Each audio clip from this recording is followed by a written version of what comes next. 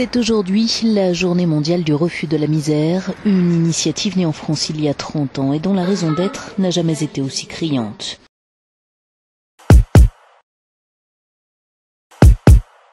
C'est donc ce mardi la 30e journée mondiale du refus de la misère. Selon l'UNICEF, 3 millions d'enfants français vivent sous le seuil de pauvreté. C'est un enfant sur 5.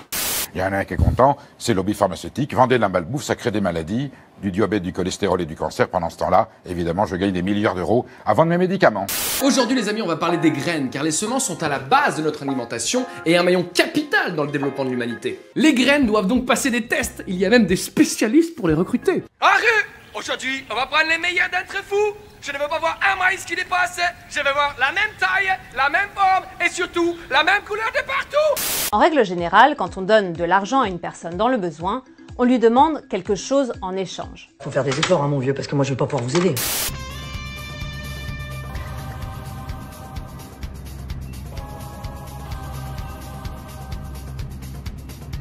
C'est quoi un insecte bio?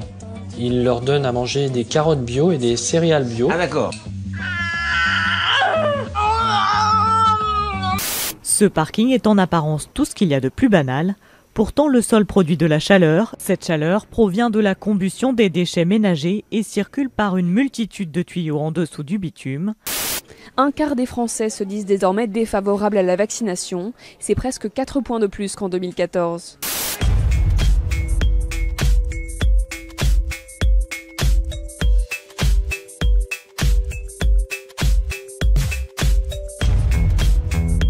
Non, c'est... Oh. Le tabac tue davantage les gens qui ont moins d'argent. Donc il faut travailler pour réduire le tabagisme dans notre pays. Le tabac, c'est un mal de notre société. Hier, c'était la journée mondiale du refus de la misère. Le président Macron a décidé de s'attaquer à la pauvreté des enfants. Et où s'est-il rendu pour cela? Dans une crèche. Oui, la prévention, ça se prend à la racine.